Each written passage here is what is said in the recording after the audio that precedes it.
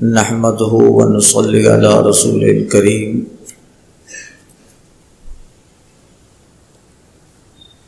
اما بعد فاعوذ بالله من الشیطان الرجیم بسم اللہ الرحمن الرحیم وهو الذي يتوفاكم بالليل ويعلم ما جرحتم بالنهار ثم يبعثكم فيه ليقضى أجل مسمى ثم إليه مرجعكم ثم ينبئكم بما كنتم تعملون۔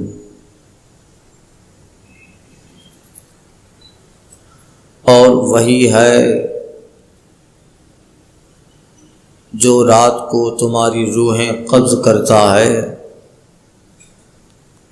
اور جانتا ہے جو کچھ دن میں کماؤ، پھر تمہیں اٹھاتا ہے کہ ٹھہرائی ہوئی میعاد پوری ہو، پھر اس کی طرف پھرنا ہے، پھر وہ بتائے گا جو کچھ تم دنیا میں کرتے تھے۔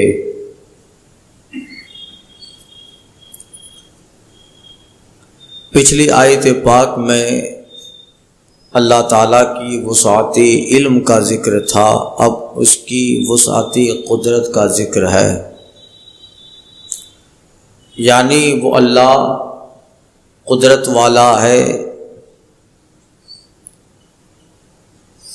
جس کے پاس علم بھی ہے، قدرت بھی ہے۔ وہ ایسا مالک ہے کہ اپنے مملوک سے ہر طرح خبردار ہے اور ہر طرح اپنے مملوک پر وہ قادر ہے۔ هو الذی یتوفاکم باللیل، وہی ہے قدرت والا جو رات کو تمہاری روحیں قبض کر لیتا ہے اور صبح پھر وہ روح لوٹا دیتا ہے تو بندہ صبح فجر کے وقت جگ جاتا ہے۔ نیند آدھی موت ہے اور نیند بھی ایک طرح سے وفات ہے، یہاں نیند کو وفات سے تعبیر کیا گیا۔ یتوفاکم باللیل، تمہیں وفات دیتا ہے۔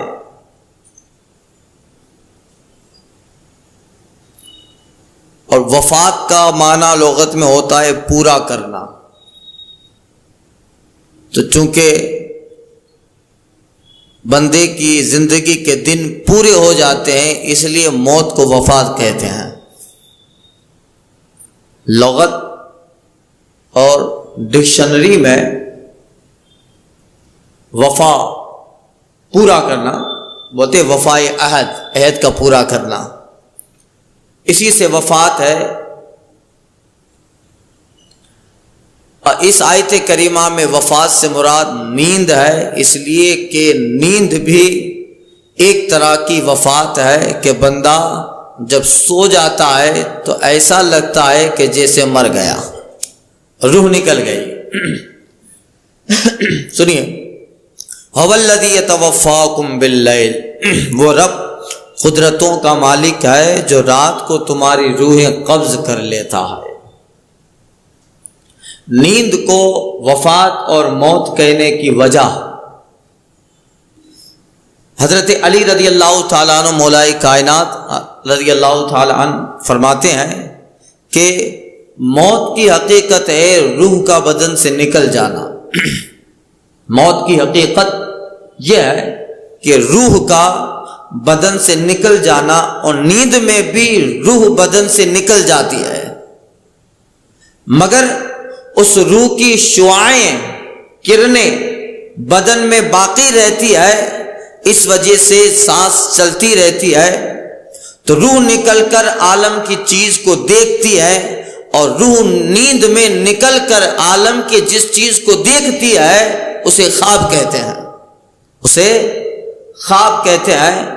اور موت میں روح جسم سے نکل جاتی ہے تو اس کی شعاعیں بھی نکل جاتی ہے، کرنیں بھی، کلیتاً ہر اعتبار سے مکمل طور پہ اس موت میں روح بدن سے نکل جاتی ہے، اس کی شعاعیں بھی نکل جاتی ہے، تو بندہ وفات پا گیا، یعنی اس دنیا سے چلا گیا۔ مگر نیند میں روح نکل جاتی ہے، مگر روح کی کرنیں بندے کے جسم میں موجود رہتی ہیں۔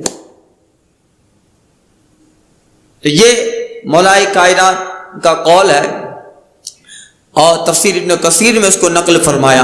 بعض علماء فرماتے کہ انسان کے جتنے اعضاء ہیں، باڈی کے پارٹ ہیں، کان، ناک، آنکھ، زبان، ان سب کی الگ الگ روحیں ہیں، اور دل کی بھی الگ روح ہے۔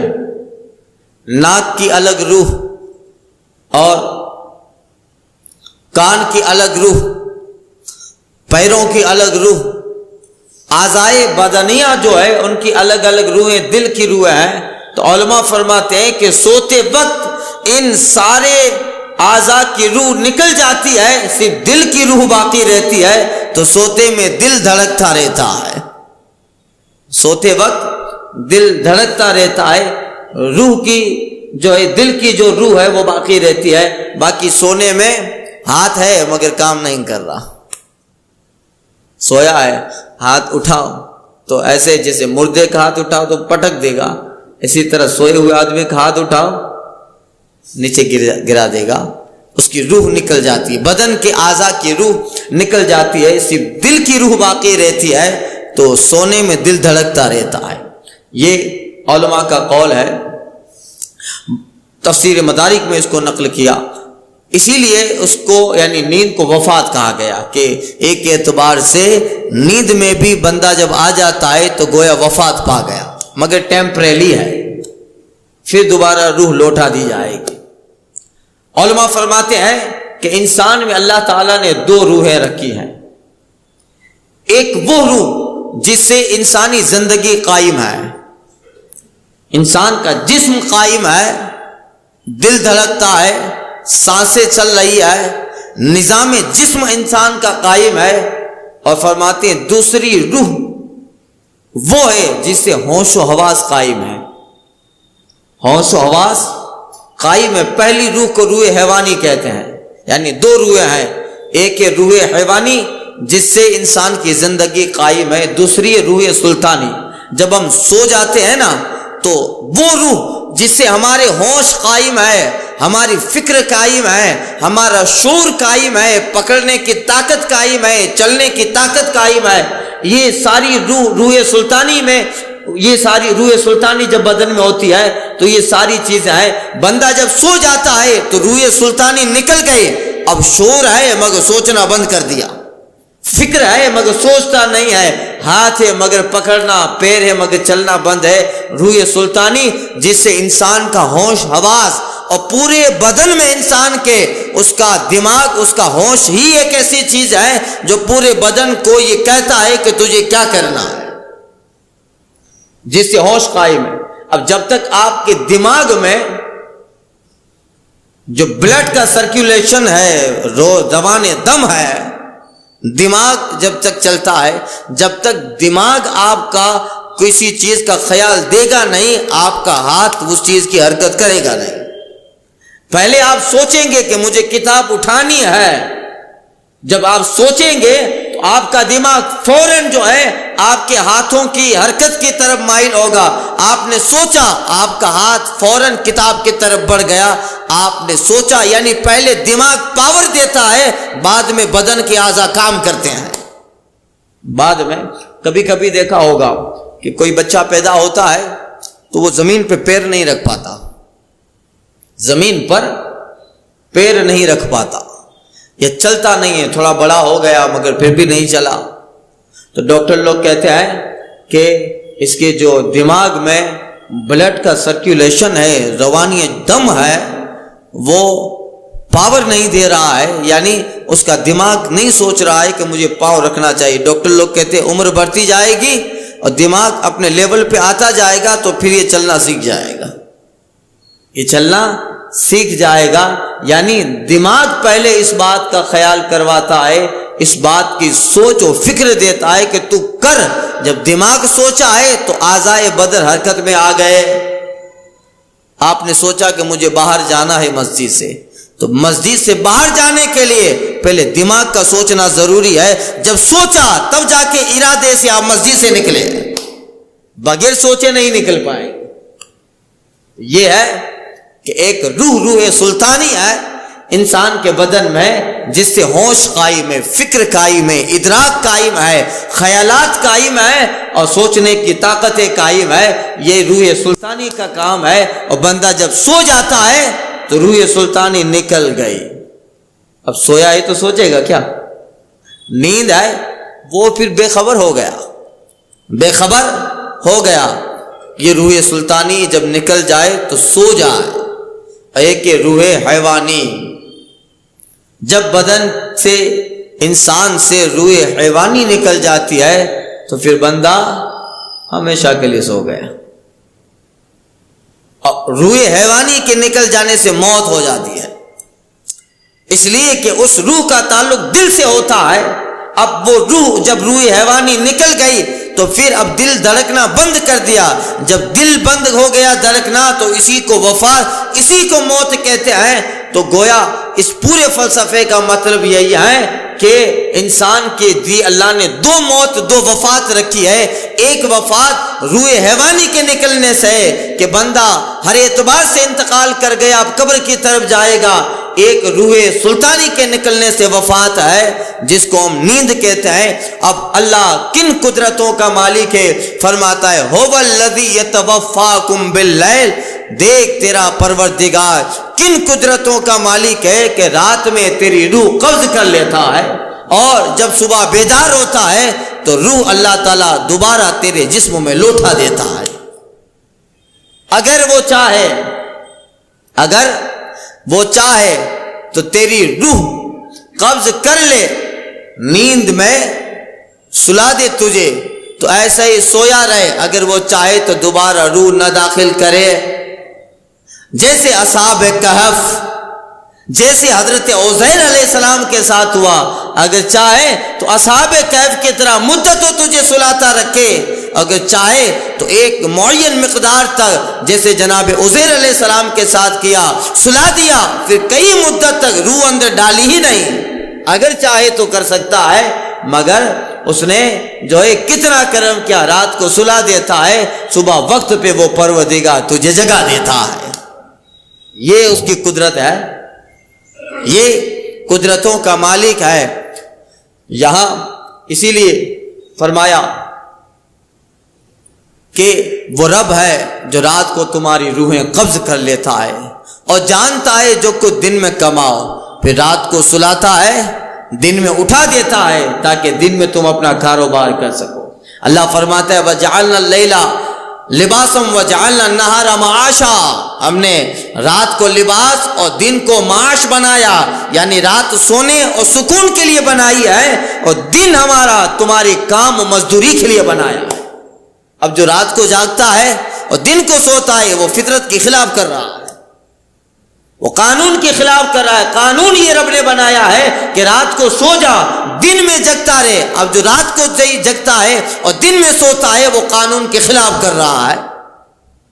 اسی لیے رات کی نیند بڑی بہتر ہوتی ہے اور حدیث پاک میں اس کی تاکید بھی آئی ہے.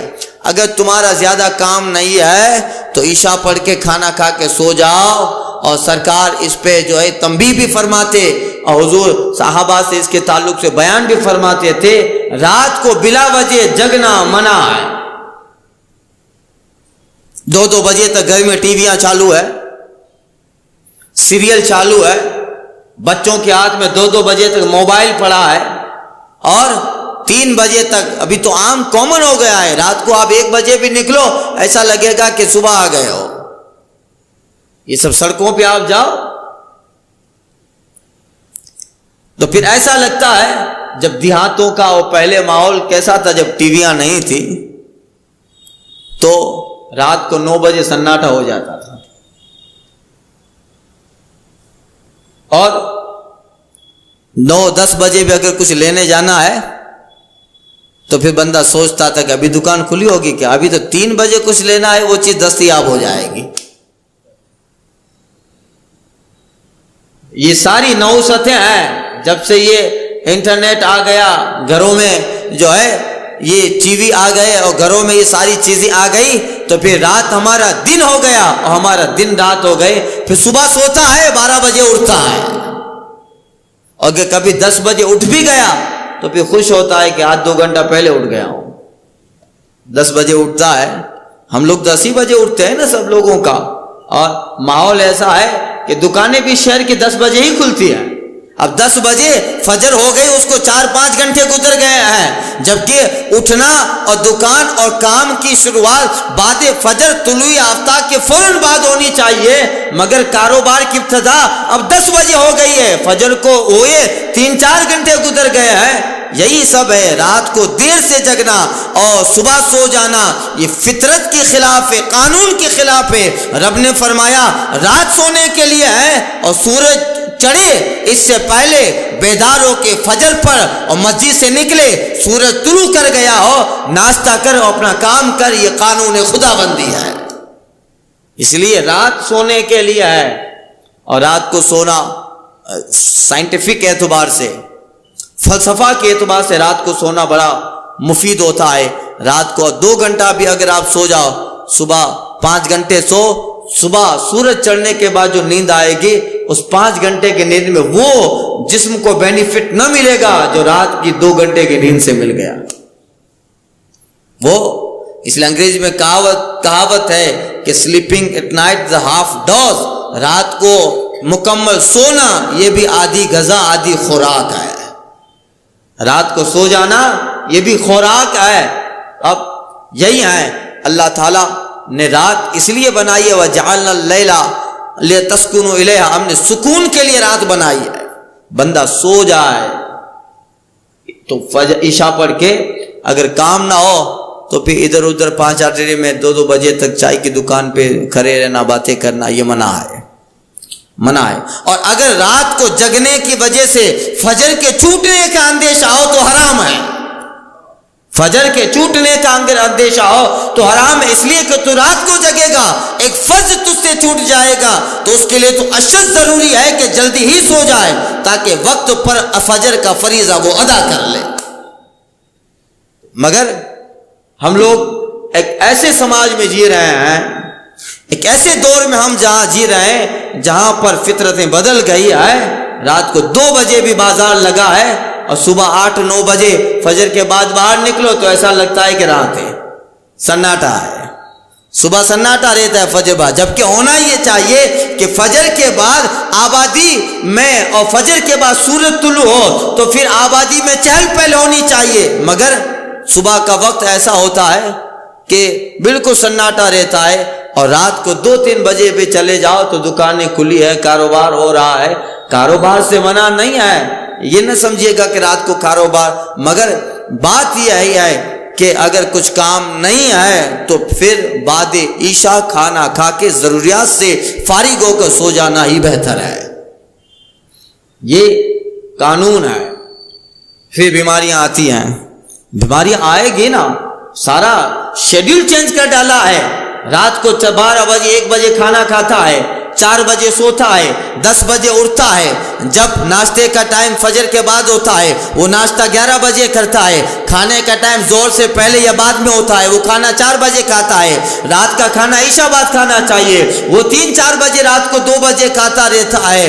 اور رات کو سونا چاہیے, جاگتا رہتا ہے, فجر بعد چلنا چاہیے, سوتا رہتا ہے. سارا شیڈیول ڈیمیج ہو گیا تو پھر پیٹ بھی درد کرے گا, پاؤں میں درد بھی ہوگا, اور جو ہے دماغ بھی درد کرے گا, اور نتیجہ کیا ہوگا, 50 سال نہیں ہوں گے کہ 100 سال کی طرح بوڑھا ہو جائے گا. ڈیمیج پوری سسٹم بگاڑ ڈالا ہے. اس پہ سب سے زیادہ رول انٹرنیٹ اور ٹی ویوں کا ہے. پورا اسلامی سسٹم بگاڑ کے رکھ دیا ہے. نہ وقت پہ کھانا, نہ وقت پہ سونا, نہ وقت پہ کاروبار ہے. یہ سب چیزیں, پھر بیماریاں پورے گھروں پہ, بیوی پریشان ہے, بیٹا پریشان ہے, ماں کا سر دکھ رہا ہے, خود جو ہے کئی ایک بیماریوں میں, ساری دولت اسی طرف چلے گئے. تو نے نظام قدرت پہ غور و فکر نہیں کیا. رب نے جو نظام سونے اور کھانے پینے کا بنایا ہے, اگر اس نظام پہ عمل کرے گا, مجھے مصطفیٰ کی حدیث پہ دعویٰ ہے, بیماریاں قریب نہیں آنے پائے گی. جسم کے تندرستی کے لیے اللہ نے سونے کھانے اٹھنے کا نظام بنایا. اس لیے سرکار فرماتے ہیں کہ اگر عشاء پڑھ لیا کھا لیا تو سو جا، لمبی نیند ہو جائے۔ سائنس و فلسفہ بھی کہتا ہے رات کو اگر 8 گھنٹہ نیند ہو گئی تو دماغ تمہارا بہت فریش رہے گا اور جسم کے اعضاء، جسم کے اندرونی جو نظام ہے وہ بھی مضبوط رہے گا، بیماریاں نہیں آئے گی۔ یہ ساری چیزیں، مگر سارا سسٹم آؤٹ کر دیا، سب مختلف اور سب الگ طرح ہو گیا۔ پھر بیماریاں 50 سال نہیں ہوتے ہیں گھٹنا دکھتا ہے، کمر دکھتی ہے، اور نہ جانے اس لیے کہ تو قانون پہ نہیں چلا ہے تو ظاہر بات ہے اس وقت نہیں ہوگا، مگر جب زندگی کا 50 سال 45 سال کے بعد جب زندگی تو پار کرے تو پتا چلے گا کہ اس وقت بچپنے سے لے کر جوانی تک جس سسٹم پہ عمل نہیں کیا تھا اس کا نتیجہ 45 سال کے بعد ملتا۔ ابھی پتا نہیں چلتا ہے جوانی کے اندر 2 بجے سویا ہے 10 بجے اٹھا ہے، مگر یہ ساری چیزیں ہیں 45-50 سال کے بعد جسم پہ آنا شروع ہوتی ہے۔ جو شیڈیول کو بدلا تھا اب، اور جو وقت پہ یہ سارے کام کرتے ہیں، ان کے کئی ایسے واقعات، کئی ایسے لوگ ہیں کہ وہ بہت لمبی عمر جیتے بھی ہیں اور لمبی عمر تک ان کی تندرستی ہوتی ہے، اس لیے کہ غذا، کھانا پینا، چلنا سونا، کام کرنا سب ایک اندازہ ایک وقت پہ تھا، تو جسم کو ان ساری چیزوں کا بہت بڑا فائدہ ملا ہے۔ یہ ہوتا ہے، اللہ تعالیٰ توفیق عطا فرمائے۔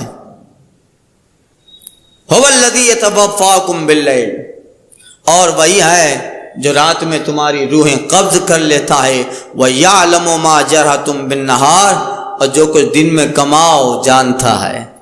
رات کو سوئے ہو اور پھر دن میں جو کماؤ اعمال، دن میں جو تمہارے حالات ہیں ان سارے حالات سے باخبر ہے، یعنی تمہاری نیند سے بھی باخبر ہے، تمہارے جگنے سے بھی باخبر ہے۔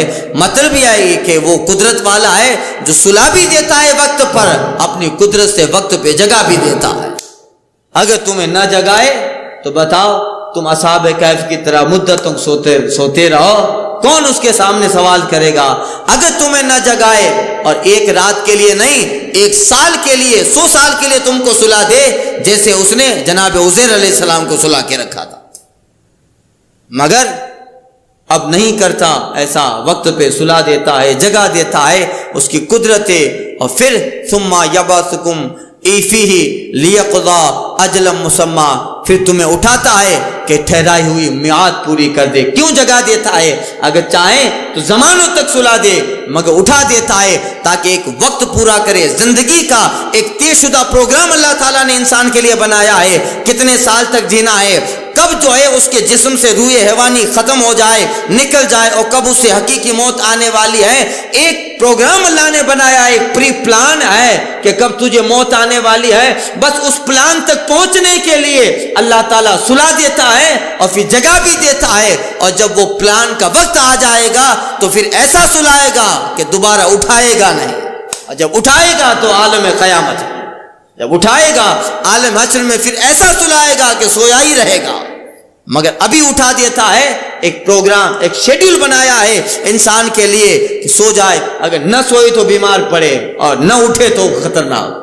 بتائیے، اگر سائنس تو کہتی ہے کہ اگر کوئی 11 دن تک مسلسل جگتا رہے تو مر جائے گا، اگر 11 دن تک مسلسل 11 دن تک اگر نہ کھائے تو ہو سکتا ہے کہ زندہ رہ جائے، 11 دن تک نہ پیے تو ہو سکتا ہے کہ زندہ رہ جائے، مگر سائنس کہ کچھ لوگ کہتے ہیں، فلسفی لوگ کہتے ہیں کہ اگر 11 دن تک مسلسل بندہ جگتا رہے، سوئے ہی نہیں تو مر جائے گا۔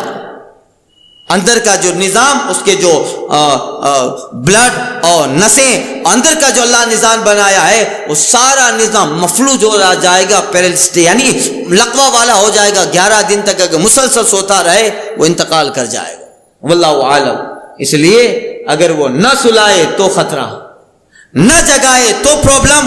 وہ قدرتوں کا مالک ہے، سلا بھی دیتا ہے، اور پھر ایسے سلاتا ہے کہ تجھے نیند آتی ہے۔ اگر چاہے تو تجھے جو ہے سونا ہو، مگر وہ رب چاہے تو نیند ہی نہ آئے، بسترے پہ کروٹ بدلتا رہے، کروٹیں چاہتا ہے کہ سو جاؤ، مگر رب نہیں سلا رہا ہے، تو وہ اگر تجھے ارادہ ہو کو سو مگر تجھے نیند نہ آئے، اس میں بھی پرابلم۔ تو وہ رب ہے کہ جب تیرا وقت ہوتا ہے تو سونے کا ارادہ کرتا ہے تو رب سلا بھی دیتا ہے، تجھے نیند بھی آ جاتی ہے۔ یتوفاکم باللیل، وہی ہے ایک معیاد، ایک میعاد تک جو ہے تم کو ٹھہرائے رکھا ہے تاکہ یہ نیند تمہارے اصل منزل تک پہنچنے کا ایک ذریعہ بن جائے کہ جہاں جانا ہے، ورنہ 11 دن میں انتقال کر جائے گا سفر صفی کے اعتبار سے۔ تو یہ قدرت ہے، پھر تمہیں اٹھائے گا، کیوں؟ لیقضا اجل مسمى، تاکہ ایک میعاد، ایک وقت مقرر پورا کر دے جس وقت پہ تمہیں عالم قبر کی طرف جانا ہے۔ پھر جب سلائے گا، صبح بیٹا دیکھے گا باپو جی آئلہ گیا، نفس بند ہو گئی، حرکت قلب ختم، اب ایسا سویا تھا رات کو کہ صبح نہیں اٹھا، ثم الیہ مرجعکم، اب کب اٹھائے گا؟ جب عالم حشر میں رب کی طرف جانا ہے۔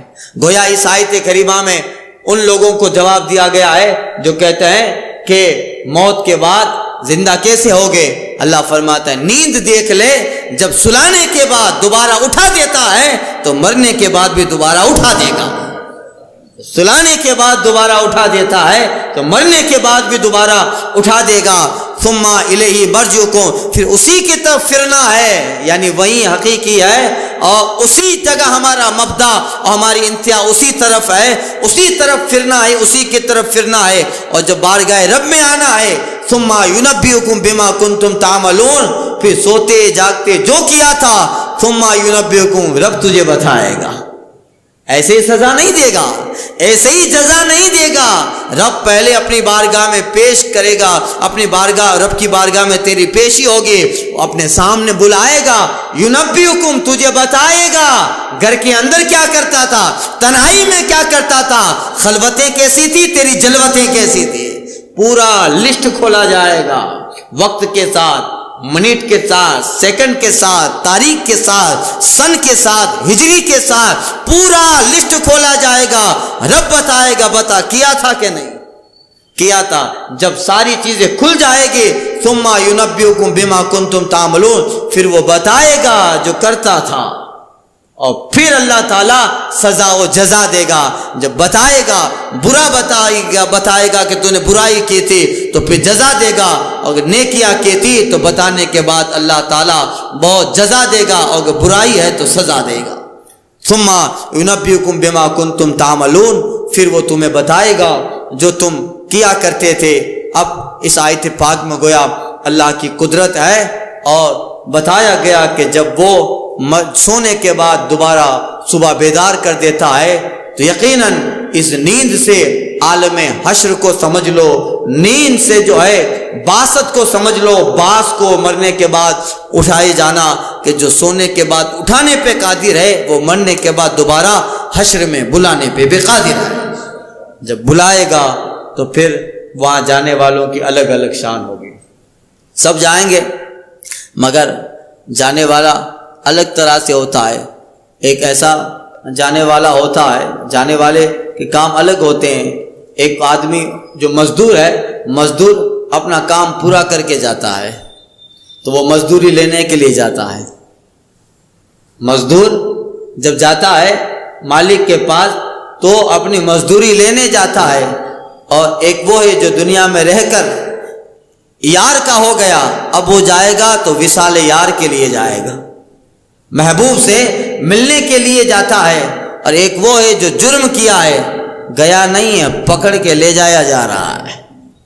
جانا سب کو ہے، چاہے اس جائے چاہے بس جائے، آنا سب کو ہے، تو بہتر ہے کہ فرشتے پکڑ کے لائیں، ایسے کہ وصال یار بھی ہو اور رب کی بارگاہ میں پیشی ہو، رب تعالیٰ دنیا کے اعمال کی بہتر جزا عطا فرمائے۔ جانا تو ویسے بھی ہے، نہیں جانا چاہے گا پھر بھی پکڑ کے لے جائیں گے فرشتے۔ جانا ہی ہے تو ایسے جاؤ کہ پکڑے نہیں، بلکہ اس خوشی سے جائے کہ جس کے لیے سب کیا تھا، آج اس محبوب کا دیدار بھی ہے، آج اس رب کا جلوہ بھی دیکھنا ہے، تو وصال یار بھی ہوگا اور دنیا کے اعمال کی جزا لینے کے لیے جائے گا۔ جانا ہے تو بہتر طریقے سے اس طرح جاؤ کہ پھر اس جانے میں بھی بندے کو لطف آئے۔ اللہ تعالیٰ توفیق عطا فرمائے۔